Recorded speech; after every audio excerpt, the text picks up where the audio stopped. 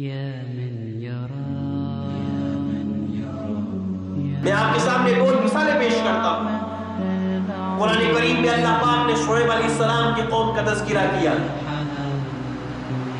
کہ شعیب علیہ السلام کو اللہ پاک نے ایک ایسی قوم کی طرف مبعوث کیا، ایسی قوم کی طرف اللہ پاک نے نبی شعیب علیہ السلام کو نبی بنا کر کے بھیجا تھا کہ جو تجارت کیا کرتے، ایسی قوم کی طرف قرآن کریم میں جن کو اصحاب المدین کے نام سے یاد کیا ہے اللہ پاک نے۔ نبی شعیب علیہ السلام نبی بنا کر کے بھیجے گئے، نبی علیہ السلام نے شعیب علیہ السلام نے ان کو آ کر کے سمجھایا کہ تمہیں تجارت کس طریقے سے کرنی ہے۔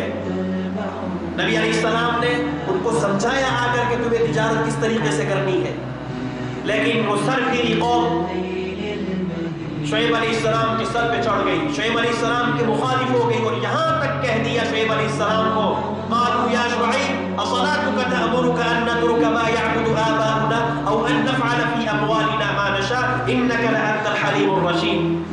کہنے لگے کہ اے شعیب تیری نماز تجھے یہ حکم دیتی ہے، تیری نماز تجھے یہ حکم دیتی ہے کہ ہم جو کرتے اس کو چھوڑ دیں، نہیں ہم تو وہ کریں گے جو ہمارے باپ دادا کرتے آئے، ہم نہیں مانتے تیری بات کو۔ جب انتہا کو پہنچ گئے شعیب علیہ السلام کی بدبخت قوم، یہ تاجر پیشہ لوگ تھے، تجارت کرنے والے لوگ تھے، ان کا جرم کیا تھا، یہ کرتے کیا تھے، ان کی کمی اور کوتاہی کیا تھی، قرآن کریم میں اللہ پاک نے اس کو بھی بیان فرمایا۔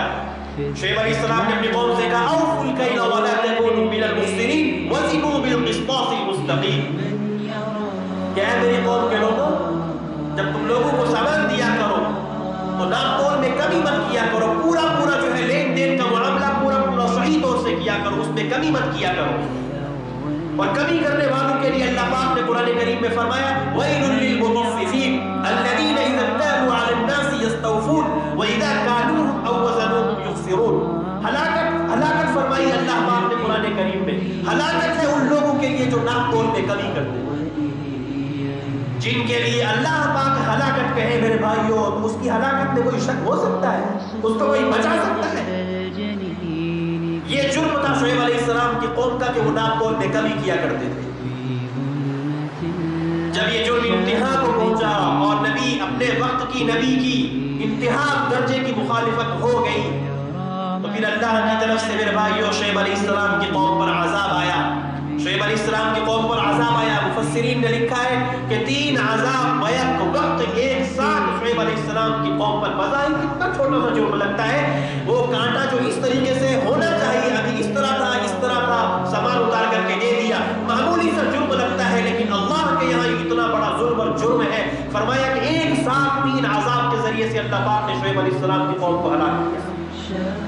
فرمایا سب سے پہلے جو عذاب ان کے اوپر آیا وہ یہ کہ ایک زمین میں زلزلہ آیا، جس کو قرآن نے اخذتہم الرجفہ کے نام سے یاد کیا ہے۔ مدین کی منڈی والوں کے اوپر زلزلہ آیا، زمین ہلنے لگی، زمین ہل رہی ہے، اوپر سے فرشتے نے چنگاڑ ماری، جس کو قرآن کریم میں اخذتہم الصیحہ کے نام سے یاد کیا ہے۔ زمین ہل رہی ہے، فرشتہ چنگاڑ مار رہا ہے۔ اس کے بعد فرمایا تیسرا عذاب اخذتہم الذلہ، آسمان سے اللہ پاک نے انگارے برسا دیے۔ 3 عذابات کے ذریعے سے اللہ پاک نے شعیب علیہ السلام کی قوم کو ہلاک کیا۔ بظاہر جرم کتنا معمولی ہے، کیا ہمارے یہاں یہ جرم نہیں پائے جاتے؟